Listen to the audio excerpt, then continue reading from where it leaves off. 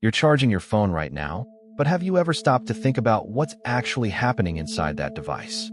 You plug it in, and somehow, magically, the battery fills up, but what's going on behind the scenes?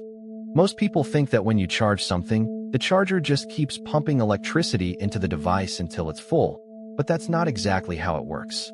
The process is more intricate, involving a complex interplay between the device, the charger, and the battery. In fact, the charger doesn't just send a steady flow of electricity into the device, but rather, it communicates with the device to determine the optimal amount of power to supply. This communication is crucial in preventing overcharging, which can damage the battery and reduce its lifespan. When you charge a device, what most people think happens is that the charger just sends a steady flow of electricity into the device, and the device absorbs it like a sponge, filling up its battery. It seems simple enough, but the reality is a bit more complex. You're watching Trend Flow, where we explain the tech that runs your life. Think of your device's battery like a bucket that needs to be filled with water, and the charger is like a hose that pours water into the bucket. But, just like how you don't want to overflow the bucket, the device doesn't want to overcharge the battery, because that can damage it. So, how does it know when to stop? Imagine if you were filling up a bucket, and you wanted to stop when it was just full, but not overflowing. You'd need some way to measure the water level, and that's basically what the device does. The device has a built-in system that monitors the battery level and adjusts the charging process accordingly. This system is often referred to as a charging controller, and it plays a vital role in ensuring the battery is charged safely and efficiently. But here is what most people do not realize. The device is constantly communicating with the charger, sending signals back and forth to figure out how much electricity to send and when to stop. It's like a little conversation between the device and the charger, where the device says, "Hey, I need a bit more electricity," and the charger says, "Okay, here you go," and then the device says, "Whoa, that's enough, stop." Did you know that your device is doing this every time you charge it, and it's happening so quickly that you don't even notice?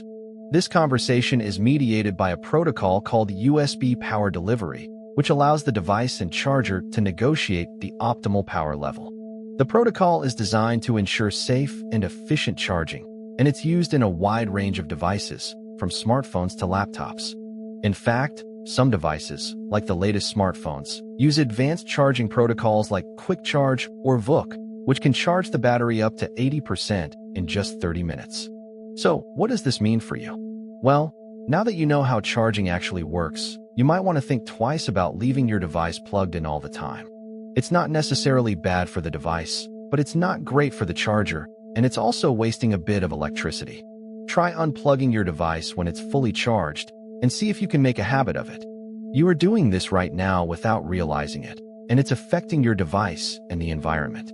In fact, studies have shown that vampire power, also known as standby power, can account for up to 10% of a household's energy consumption. By unplugging your device when it's fully charged, you can help reduce your energy consumption and lower your carbon footprint. Moreover, some devices, like smartphones, have features like optimized battery charging, which can help reduce battery degradation by slowing down the charging process when the battery is nearly full. Did you know that some devices, like smartphones, have special chips inside that help regulate the charging process? These chips are like little referees, making sure that the device doesn't get too much or too little electricity.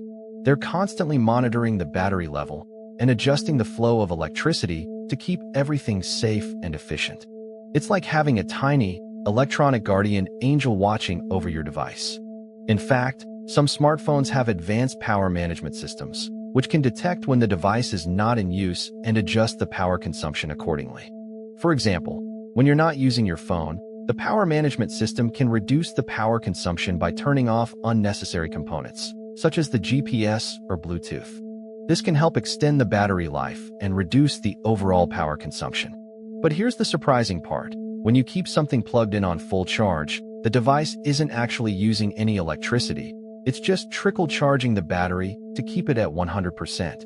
It's like when you're filling up a bucket and you get it just full, but then you want to keep it full, so you just add a tiny bit of water every now and then to replace what's evaporating.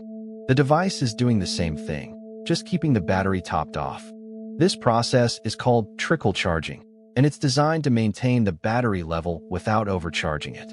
In fact, some devices, like electric vehicles, use advanced battery management systems that can optimize the charging process and reduce the wear and tear on the battery. For example, some electric vehicles can charge their batteries to 80% in just 30 minutes, and then slow down the charging process to prevent overcharging. You might be wondering, what happens to the charge that's currently in the wire when you unplug it? Well, it's like when you turn off a faucet, the water stops flowing, and the pressure in the pipe decreases.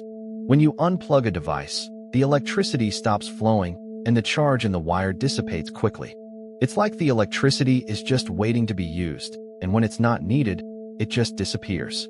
In fact, the charge in the wire is dissipated through a process called capacitive discharge, which occurs when the device is disconnected from the power source.